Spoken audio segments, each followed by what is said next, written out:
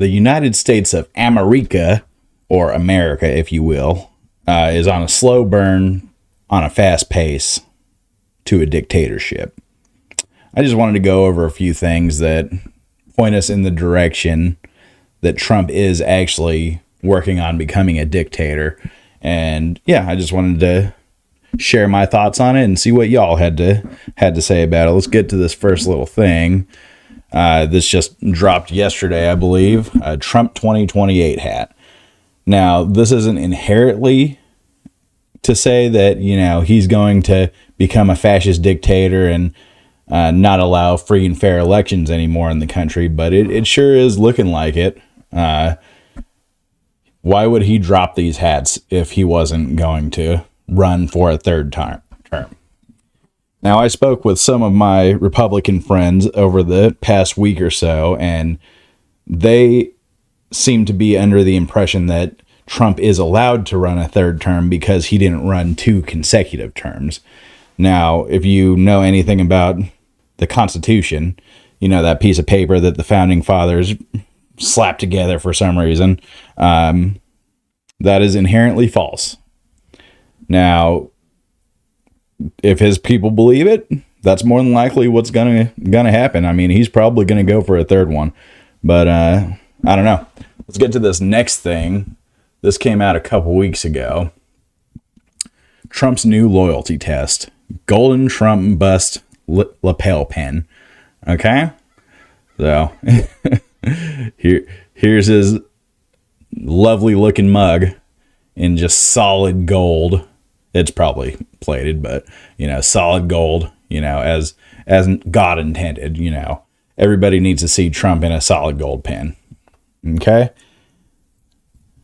And this bozo right here, this is the chairman of the Federal Communications Commission that regulates communications by radio, television, internet, satellite, and cable in the United States. Welcome to MAGA Maoism. That's pretty good, comparing Trump to a Maoist, But somebody like this wearing these pins is a really bad sign for the country, because who regulates the information that we are fed as Americans? The chair of the FCC, right?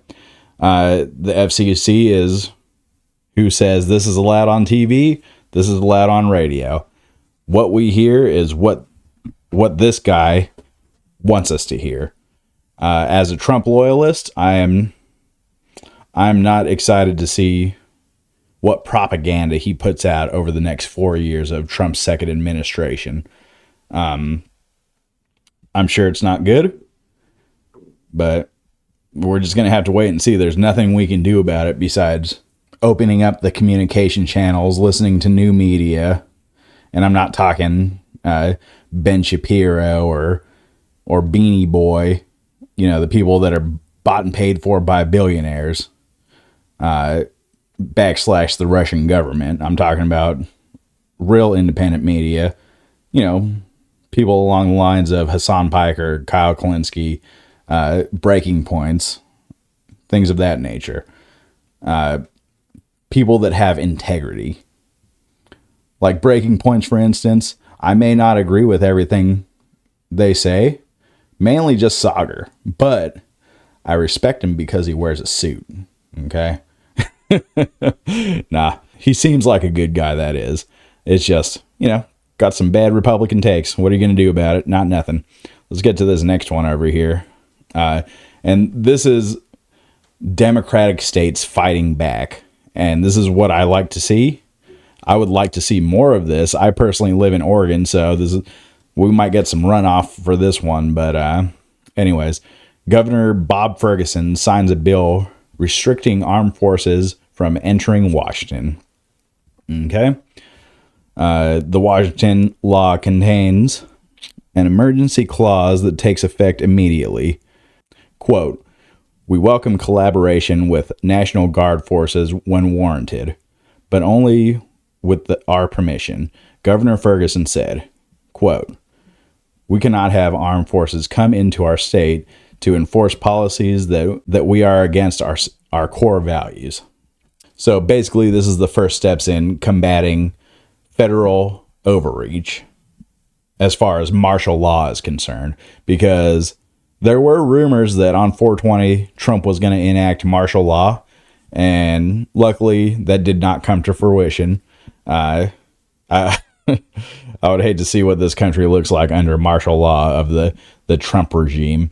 But blue states like Washington, ran by Bob Ferguson, need to take these precautions to protect their citizens, because there's nothing more than a Republican loves to say than states' rights, right?